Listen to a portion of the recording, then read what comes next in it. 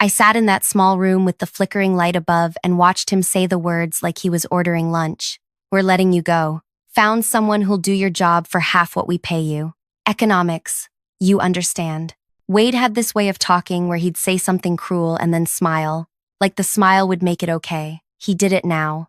That same grin he used when he asked me to stay late, when he needed something fixed, when he wanted me to explain why products were arranged a certain way for the third time that month. 9 years.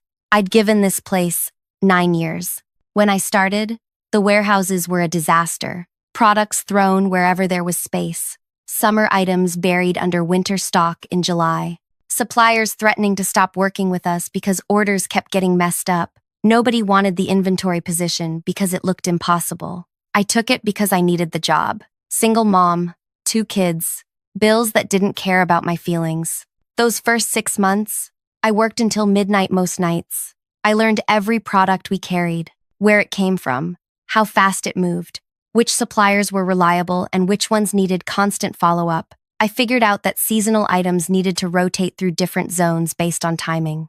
That bulk orders from certain buyers needed special handling. That some products couldn't be stored near others because of temperature or chemical reactions.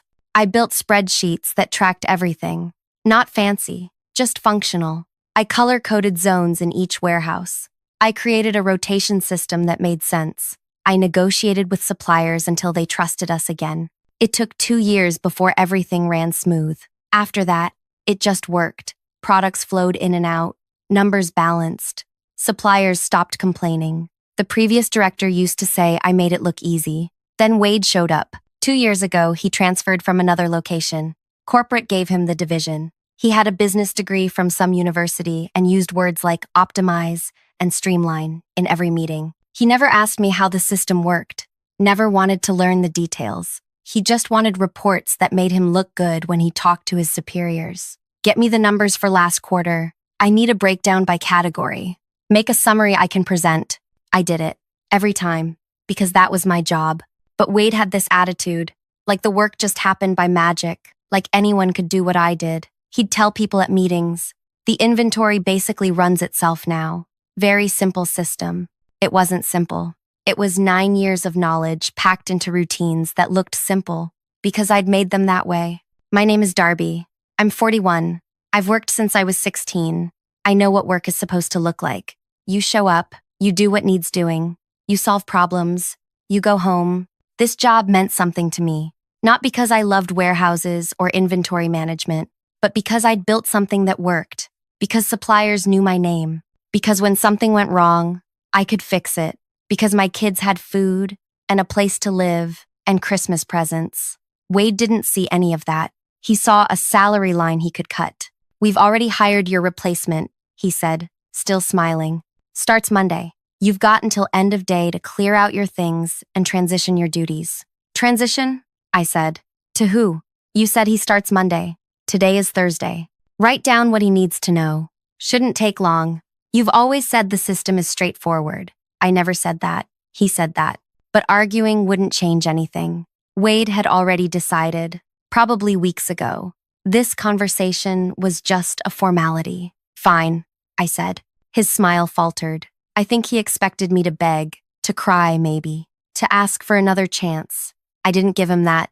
I walked back to my workspace. Not an office, just an area with a chair and some shelving, where I kept binders full of supplier contacts, seasonal schedules, product specifications, 9 years of information that couldn't be written down in an afternoon. But I tried. I pulled out a notebook and started writing. Supplier names, phone numbers, which ones needed orders placed 3 weeks early, which ones ran late and needed buffer time, which products had special storage requirements, which buyers were difficult, how to handle the rotation system, when to start moving seasonal products, how to read the reports I'd built. 4 pages in, I realized how pointless this was. The person replacing me wouldn't understand any of this without context, without seeing how it worked in real time, without making the mistakes and learning from them like I did. Wade walked by once. How's it coming? It's coming. He nodded and left. Nobody else said anything. A few people glanced at me. They knew. Word spreads fast in a place like this. But nobody wanted to get involved. Everybody had bills. Everybody needed their job. I understood that. Around 3, I finished writing what I could. I packed my personal items into a box. A coffee mug my daughter made in art class 6 years ago. A sweater I kept here for when the warehouses got cold. Some photos. A plant that somehow survived despite minimal sunlight. Not much to show for 9 years. I thought about the director, Hugh. He'd been with the company for 23 years. Ran 5 regions. Oversaw maybe 200 employees. Wade reported to someone who reported to Hugh, so they'd never actually met. But Hugh and I knew each other. It started 5 years back. One of the new hires got caught stealing. Kid was 19. Director's nephew. Someone's son who needed a summer job and thought he could pocket some merchandise without anyone noticing. Everyone found out. Hugh found out. There was a meeting. Loss prevention wanted to prosecute. Make an example. Show that nobody gets special treatment. They asked me what I thought. I was a supervisor then, before I moved fully into inventory management. I looked at this kid. Scared. Stupid. Young. He's 19, I said. Give him counseling. Make him pay it back. But don't ruin his life over this. The room went quiet. Everyone expected me to agree with prosecution. Hugh's own nephew. Hugh looked at me for a long moment. Then he nodded. Do it that way, he said. The kid paid back what he stole. Did counseling. Finished the summer. Never stole again. Last I heard, he was in college doing well. After that, Hugh started checking in with me. Every few months, we'd meet for breakfast at this place near the main warehouse. Nothing fancy, just eggs and toast and coffee. He'd ask how things were going. Not just work, life, my kids, problems I was dealing with. Other people thought it was weird. Why would a regional director have breakfast with an inventory manager? But Hugh wasn't like that. He remembered that I'd shown his nephew mercy when nobody else would. He valued that. We had breakfast scheduled for today, 4 o'clock. We always did late afternoon because his mornings were packed with meetings. I looked at the clock, 3:15. Should I tell him I got fired? Or just cancel? I decided to go home. I'd text him later, explain what happened. He'd understand. He might even put in a word for me somewhere else in the company. I carried my box through the building, past people working, past the break area where I'd eaten lunch for 9 years, past the bulletin board with safety reminders and birthday announcements. Wade wasn't around when I left, probably in a meeting, taking credit for cutting costs. I loaded the box into my car and drove home. 20-minute drive through traffic. Same route I'd taken thousands of times. I didn't cry. Didn't feel angry, exactly. Just empty. Like something had been carved out, and I was supposed to keep moving anyway. At home, I put the box down, made tea, sat on the couch. My phone started buzzing. Hugh. I stared at it. Let it ring. He'd leave a message. It rang again. Again. On the 4th ring, I answered. Where are you? Hugh said. No greeting. His voice had an edge. We have the review in 30 minutes. Your boss keeps saying you quit. What's happening? I didn't quit, I said. Wade fired me. This morning. Said he found someone who'd work for less. Silence. I could hear Hugh breathing. Background noise. Voices. He what? Fired me. Told me to pack my things and write transition notes for my replacement. I'm looking at the schedule right now, Hugh said. His voice had changed. Colder. You're on here. Quarterly inventory review. 4 o'clock. We do this every 3 months, Darby. You've never missed one. I know. I was coming. Then Wade called me into his office and told me I was done. More silence. Then, stay near your phone. He hung up. I sat there holding my tea. It had gone lukewarm.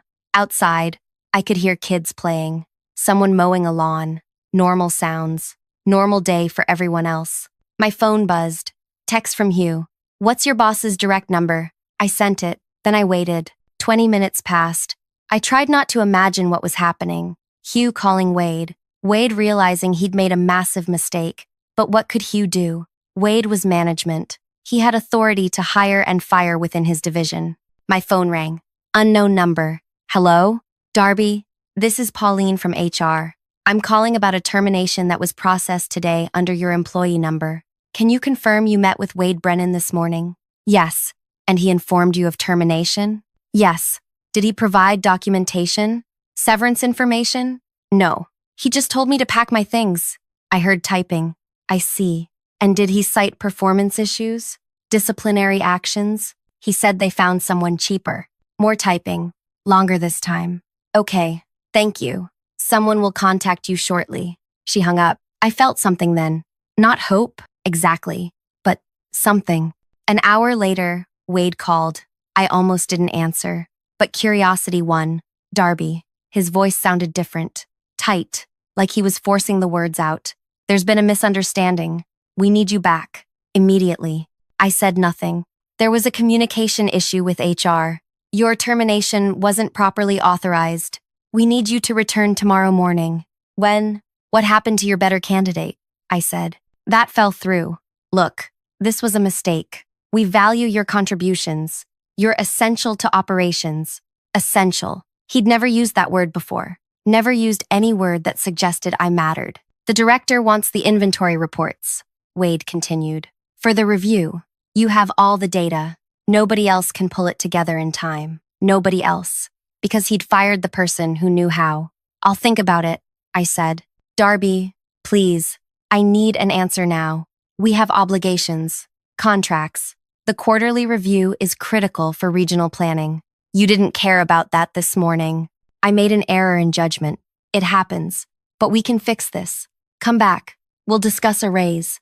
Better benefits. Before I continue further, thank you for listening to my story. I know you could be doing anything else right now, but you're here with me. Drop a comment and let me know where you're listening from.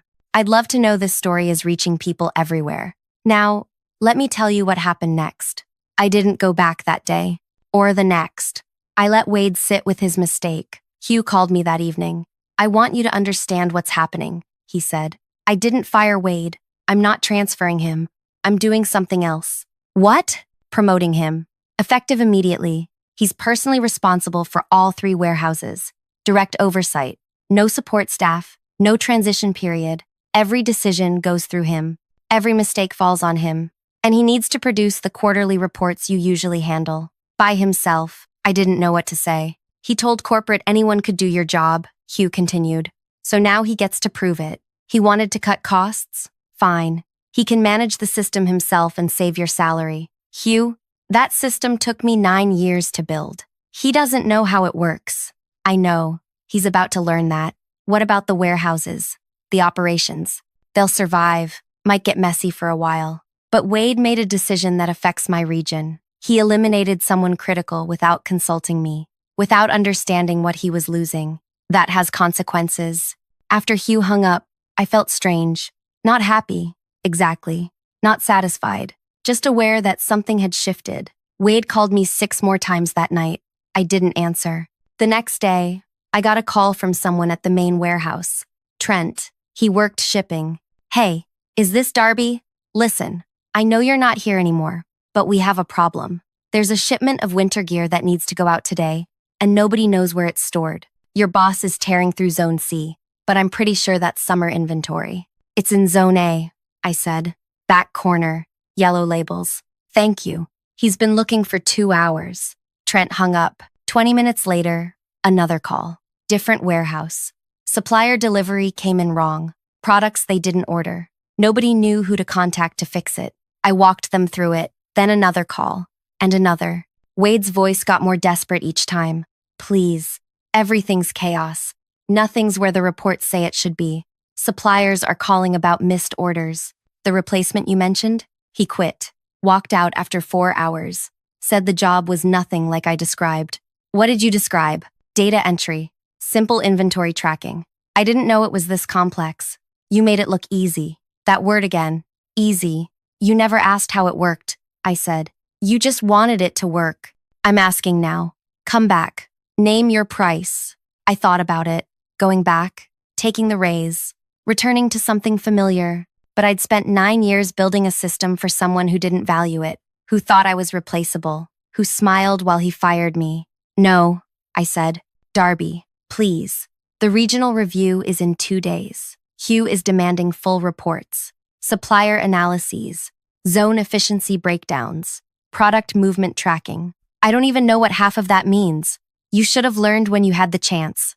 I hung up. Over the next week, I watched from a distance as everything unraveled. Friends still working there would text me updates, products getting shipped to wrong locations, seasonal items sitting in zones where they'd degrade, suppliers threatening to drop contracts because orders were chaotic. Wade was working 16-hour days trying to fix it. He'd call me at midnight, voice raw from exhaustion, begging for help. I'd answer sometimes, give him small pieces of information, enough to keep things from completely collapsing, not enough to save him. Hugh called once during that week. "You doing okay?"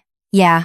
I know this situation isn't ideal. The warehouses are struggling, but Wade needs to understand what he threw away, what you built. Some people only learn through consequences. What if he doesn't figure it out?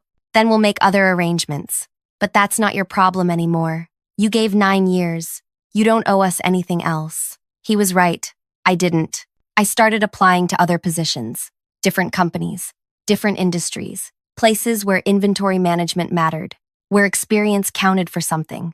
3 weeks after Wade fired me, I got an offer. Smaller company, manufacturing operation. They needed someone to organize their distribution system. Better pay than I'd made before. Flexible hours. Boss who asked questions and actually listened to answers. I accepted. Wade called when he found out. Someone must have told him, "You're really leaving? What am I supposed to do? Figure it out." Like I did 9 years ago, when nobody wanted this job. That's different. You had time to learn. I had time because I took it. Nobody handed me knowledge. I built it. You could have learned any time. You chose not to. He went quiet. Then, "I'm sorry. I didn't understand what you did. I thought it was just managing lists. I know. If you come back, I'll do better. I'll learn. I'll support you properly." Wade, you fired me. You looked me in the face and said you found someone better. You can't unfire that. You can't take back showing me exactly how much I meant to this place. It was a business decision. Everything's a business decision until it affects you personally. Now you're living with yours. I hung up, blocked his number, started my new job the following Monday. I heard later that Wade lasted another month before Hugh finally removed him. Not fired, transferred to a smaller location, single warehouse, no direct reports, essentially demoted while keeping his title. They brought in someone new to run the division, someone who understood operations, who spent the first month just learning the system I'd built, talking to suppliers, understanding why things were arranged certain ways. That person called me once. "I'm trying to untangle what's here. Your notes help, but there's so much institutional knowledge that's just gone. How did you keep all this in your head?" 9 years of showing up, I said. 9 years of showing up. 9 years of fixing problems nobody else wanted to touch. 9 years of learning what worked and what didn't. She thanked me, said if I ever wanted to consult, they'd pay well. I told her I'd think about it, but I didn't want to go back. Not even as a consultant. That chapter was done. My new job felt different from day one. The owner, a woman named Bree, walked me through the facility personally, showed me every area, introduced me to every person, asked me what I needed to succeed. "Time," I said. "Time to learn your products, your suppliers, your processes. This won't be instant." "I know," Bree said. "That's why we're hiring you. We need someone who understands this takes work." It was refreshing. Being treated like my knowledge mattered, like experience was valuable instead of expensive. The facility was chaos when I started. Not as bad as my old warehouses had been 9 years ago, but close.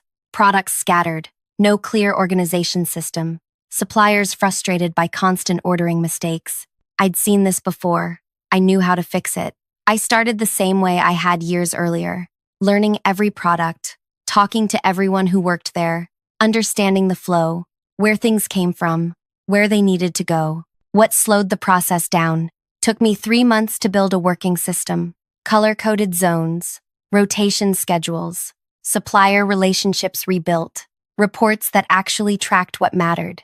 Bree checked in regularly, not hovering, just present. "How's it going? What do you need? Any obstacles I can remove?" That's what good management looked like. Someone who understood that helping employees succeed was how you succeeded. Meanwhile, I heard stories from my old workplace, through friends still there, through industry contacts, through the occasional message from someone who had my number. The new division manager was struggling, not because he was incompetent, but but because rebuilding what I'd spent 9 years creating was nearly impossible. The institutional knowledge was gone. The supplier relationships had been damaged during Wade's chaotic month. Trust took years to build and moments to destroy. Products were moving again. Orders were getting filled, but it wasn't smooth. It wasn't efficient. It was functional at best. One of my old supplier contacts called me, guy named Roland. I'd worked with him for 7 years. He provided seasonal merchandise, outdoor equipment, camping gear, holiday decorations. Your old company keeps messing up orders, he said. Wrong quantities, wrong timing. I've tried working with their new person, but it's not the same. Any chance you'd consider coming back? I'm not going back there, Roland. What if I move my contract to wherever you are now? Would your new company be interested in seasonal merchandise? I thought about it, talked to Bree. She was interested. We worked out an arrangement. Roland shifted a portion of his business to us. Then another supplier did the same, and another. Within 6 months, my new company had picked up 4 major suppliers who'd previously worked with my old employer. Not because I asked them to switch, but because they valued reliability. They valued relationships, and those relationships had been with me, not with the company. Hugh called me around that time. You're stealing our suppliers. I'm not stealing anyone. They're making business decisions, just like Wade did when he fired me. Hugh laughed. Actually laughed. Fair point. How's the new place treating you? Better. Good. You deserved better than what happened. I'm sorry it took Wade's stupidity for you to find it. You could have stopped him. I could have, but you would have stayed in a place that didn't value you. Sometimes the worst thing that happens to us is the push we need towards something better. He wasn't wrong. I'd been comfortable at my old job. Not happy, not fulfilled, just comfortable, familiar. I probably would have stayed another 9 years, building systems for people who didn't appreciate them. Getting fired hurt, but it freed me. My kids noticed the difference. Not just the better pay, though that helped, but my mood, my energy. My daughter Riley said it one night at dinner. You seem lighter, Mom. Lighter. Like something heavy isn't sitting on you anymore. She was 14, too perceptive for her own good. But she was right. I'd been carrying weight for years. The weight of being undervalued, of working harder to prove I deserved to stay, of making someone else look good while staying invisible myself. That weight was gone now. Work became something I did instead of something that drained me. I solved problems, built systems, trained new employees properly, had conversations with management where my input mattered. About 8 months after I started my new job, Bree called me into her office. We're expanding, opening a second facility across town. I want you to oversee inventory for both locations. Build the new system from the ground up. Train someone to help you manage it. It was a promotion. More responsibility. More money. More recognition. I'm in, I said. You don't want to think about it. I've been thinking about it since I walked in here. This is exactly what I want to do. Building the second facility system was satisfying in ways I couldn't fully explain. Like creating something from nothing. Knowing it would work because I understood what made systems work. I hired an assistant. Young guy named Carlos. 23. Eager to learn. Asked questions constantly. Wanted to understand not just what to do, but why. Training him reminded me of training myself 9 years earlier. Showing him how products moved. Why certain items needed specific storage. How to read supplier patterns, when to anticipate problems before they happened. He absorbed everything, took notes, made mistakes, and learned from them. Within 6 months, he was handling daily operations while I focused on bigger picture planning. That's what succession should look like. Not firing someone and hoping their replacement figures it out, but deliberately building knowledge, passing it on, creating systems that survived beyond one person. My old workplace never called me again after that first conversation with the new division manager. I heard through the grapevine that they'd stabilized. Not great, not back to what it was, but functional enough to keep operating. Wade disappeared from my radar entirely. I didn't ask about him, didn't look him up, didn't care. Some people thought I should feel triumphant, like I'd won something, but it didn't feel like winning. It felt like moving forward. Like leaving behind something that didn't serve me and finding something that did. One afternoon, about a year after I'd been fired, I was in the new facility checking a shipment when my phone rang. Unknown number. I almost didn't answer, but something made me. Darby? This is Glenn. I don't know if you remember me. I worked in receiving at your old job, Zone B warehouse. I remember. How are you? I'm okay. Listen, I'm calling because I'm leaving the company. Found something else. And I wanted to thank you before I go. Thank me? You probably don't remember, but 3 years ago, I made a huge mistake. Mixed up 2 shipments. Cost the company thousands. I thought I'd be fired. You came and found me in the loading area. I was panicking. You said, mistakes happen. Let's fix it. You stayed 4 hours after your shift helping me sort it out. You never told anyone it was my fault. You took responsibility in the report. I did remember. Vaguely. It had seemed like the right thing to do at the time. Glenn was a good worker. One mistake didn't define him. You didn't need to call, I said. But I appreciate it. I needed to. Because when you got fired, I felt sick. We all did. You'd helped so many of us over the years. Fixed our problems. Covered our mistakes. Taught us how to do things right. And the company just threw you away like you were nothing. Glenn, let me finish. I wanted you to know that we noticed. We remembered. And I'm not the only one who's left since then. A lot of people have. Because if they could do that to you, they could do it to anyone. You showed us how we deserved to be treated. And when they treated you like that, it opened our eyes. After Glenn hung up, I sat in my car for a while, thinking about what he'd said. I'd never considered that my firing affected other people, that it sent a message beyond just me losing a job, that it showed everyone else exactly how much loyalty meant to that company. Over the next few months, I heard similar stories, people reaching out, thanking me, telling me they'd moved on to better situations. Some had taken positions at my new company. Others had found different paths entirely. It was strange. Being fired had felt like an ending, like failure. But it had actually been a catalyst. For me, for others, for change that needed to happen anyway. Bree mentioned it once. You know, we've hired 5 people from your old company in the past year. They all say the same thing, that you showed them what good work looked like, that they wanted to work somewhere that valued that. I didn't know what to say to that. You built more than an inventory system at that place, Bree continued. You built a standard. People saw how you worked, how you treated them, and when the company failed to meet that standard, they left. That's leadership, Darby, whether you meant it to be or not. Leadership. I'd never thought of myself that way. I was just someone who showed up and did the work, who helped when people needed help, who tried to do things right. But maybe that was leadership, not titles or authority, just consistency, integrity, treating people like they mattered.